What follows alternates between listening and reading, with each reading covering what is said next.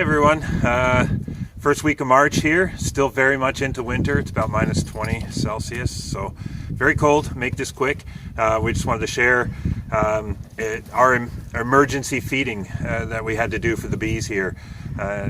We discovered that they were running short on food, and we wanted to share our experience with you guys.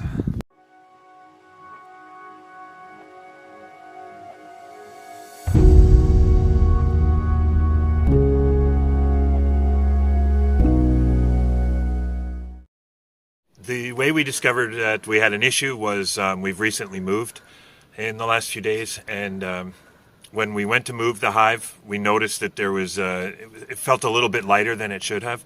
In the fall, we inspected, and we had a really healthy hive, a lot of bees, and they had a pretty good store. The box weighed well over 100 pounds, which it should going into fall.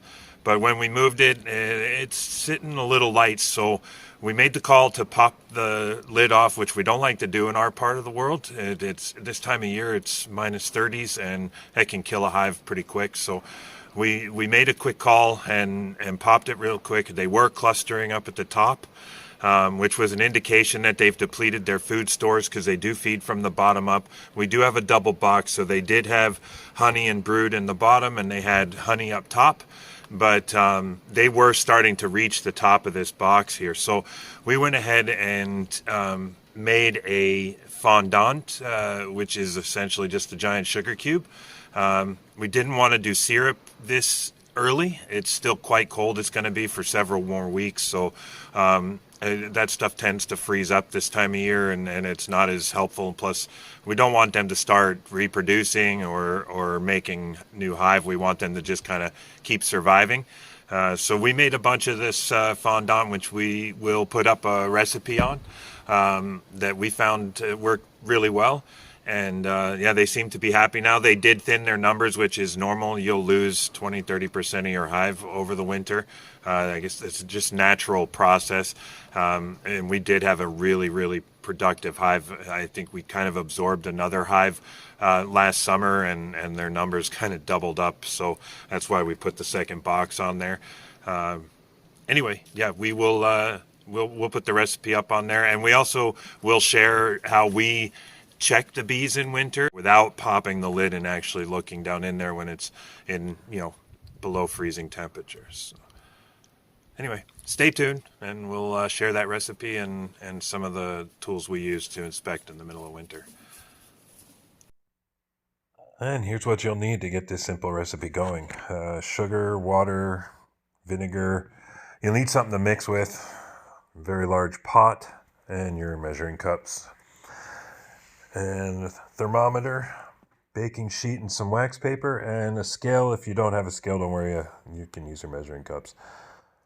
All of these ingredients and the recipe will be in the description box below. So add all your ingredients up, get them into the pot, put it onto a medium heat. Very important, you don't want to overcook this or cook it too quick. So burn it to the bottom. So it could take about an hour for this to happen, but get it all mixed in there and pretty much wait forever for it to come to a boil. Definitely make sure you're using a large enough pot. My wife was nice enough to take care of this for me while I was on the road. Had I been there, there would have been some debate as to the size of the pot she chose to start this with. And as you will see, why a larger pot may be a better option.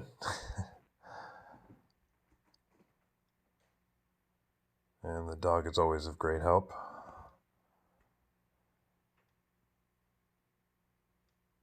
So, trial and error prevailed here. We will switch to a larger pot and get this back boiling.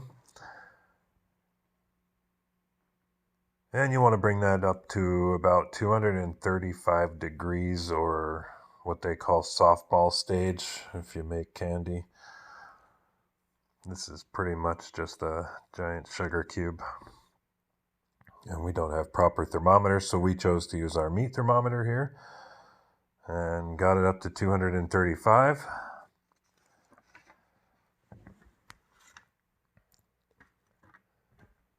And once you've got it up there to 235, you'll want to let it cool.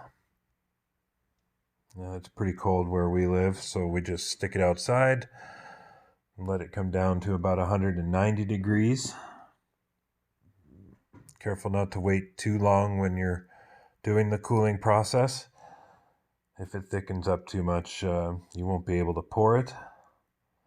So once it's cooled to 190, get it back in the mixer or get your blender out, whatever, and get it nice and blended, nice and airy, that creamy white color.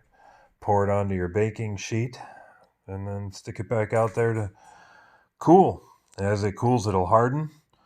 And yeah, if you don't have a countertop mixer, you can use an immersion mixer, a blender, or even hand. Do it by hand. And we just break this stuff up into little blocks and throw it up on top of the frames, and they will clean it up pretty quickly. We put some of that stuff in there not even a day ago, and they've already. So here we're showing a method that we use to check the bees. You can get these fairly cheap on Amazon, and they come with a pretty good lead on them, and it's flexible, so you can kind of gauge how far up the bees are moving in the box and have an idea what kind of food stores they have, and just kind of check on their basic health. We noticed they were doing some housekeeping there, so we wanted to check them out without cracking the box. This time of year, it's already into the -20, so we don't want to shock them too much. I'm going to try and keep them warm. So anyway, thanks for letting us share this experience with you. I hope everybody's bees are happy and healthy in the spring coming up here. And thanks for watching.